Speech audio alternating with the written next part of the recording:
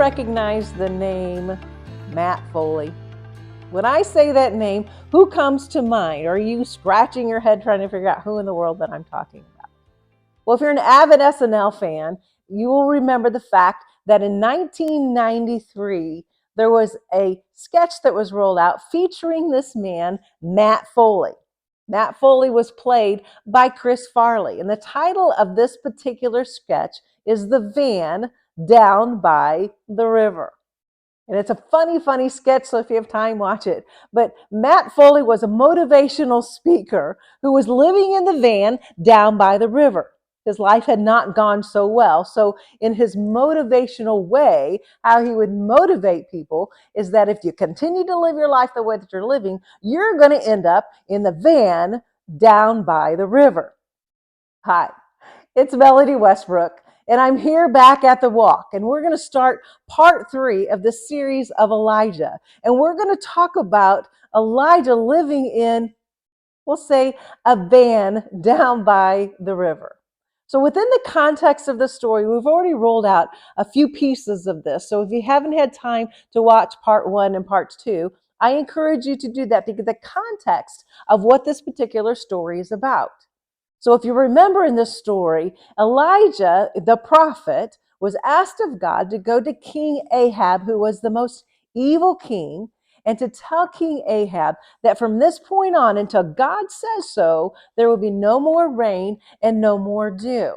So what this is going to cause, it's going to obviously cause a drought, therefore causing a famine in the land. And what had happened and why God was displeased is because King Ahab's wife, Jezebel, had introduced the worship of Baal into the land of Israel.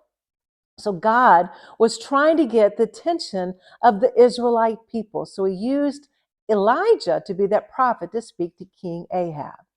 But once Elijah went to King Ahab and rolled out this truth of this is what's going to happen, buddy. If you guys don't get your life together, there will be no more rain and no more dew until God says so.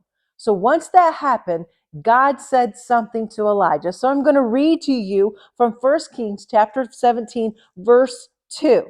And it says, Then the word of the Lord came to Elijah, leave here, turn eastward, and hide in the Kerith ravine east of the Jordan. One of the greatest prophets that we even know and study about today, the guy who was considered the reincarnated as John the Baptist, the guy who brought up into heaven on a chariot of fire and a chariot of horses, this incredible prophet of God says, Elijah, I want you to go hide. I want you to go hide by the river. I want you to go hide in the van down by the river. So that's what we're going to talk about today of why, for me, this was such an incredible story and so impacting in my life. That evening, when I got home from that book signing, I had spent the evening with the people. I loved the people. I loved doing what I was doing. But you remember me telling you the story that my insides, my internal self was just churning inside of me.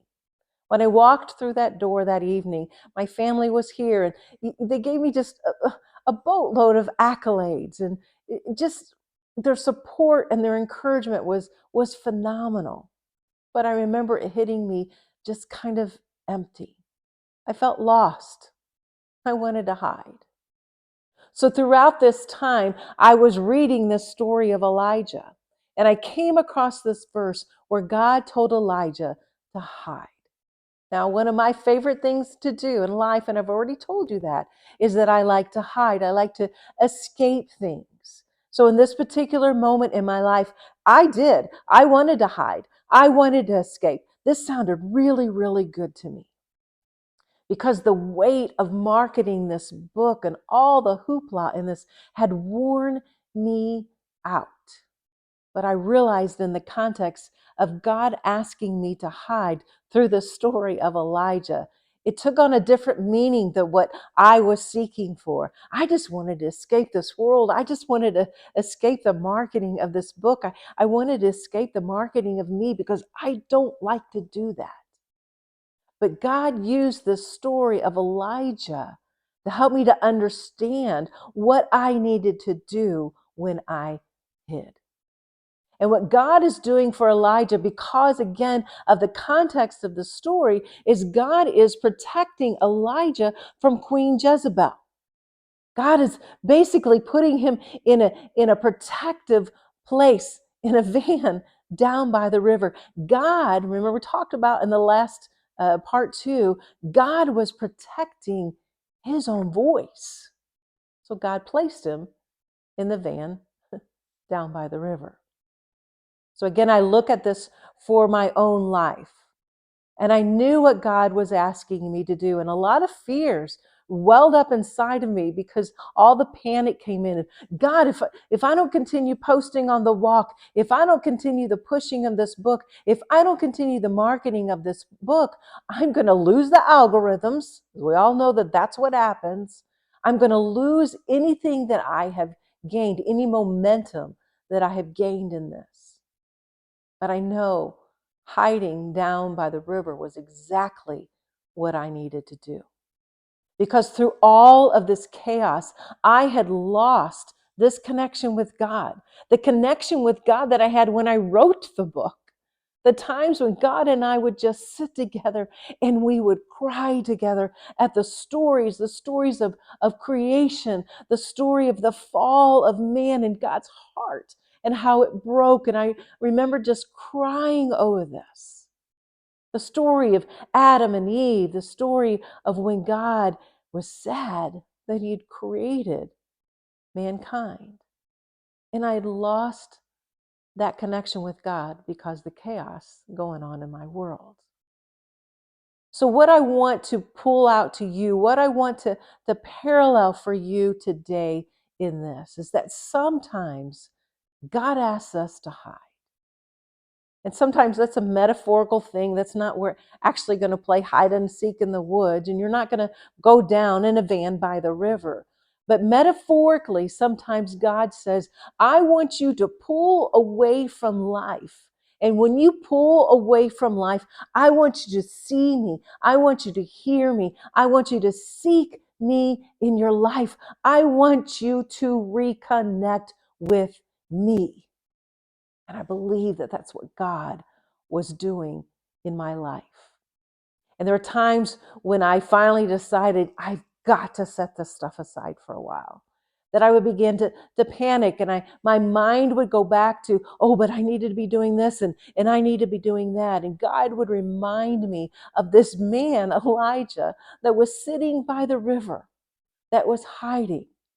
And God would take my thoughts, my mind, and he would sit me on that rock next to that river. And every time he did that, I felt the peace of God welling up inside of me. I felt the reassurance of God that God has got this. And so my challenge and my hope to you is that sometimes God is asking you to hide. My question is that what God is asking of you today? Is your world so chaotic that you need to hide in order for God to protect you sometimes from yourself?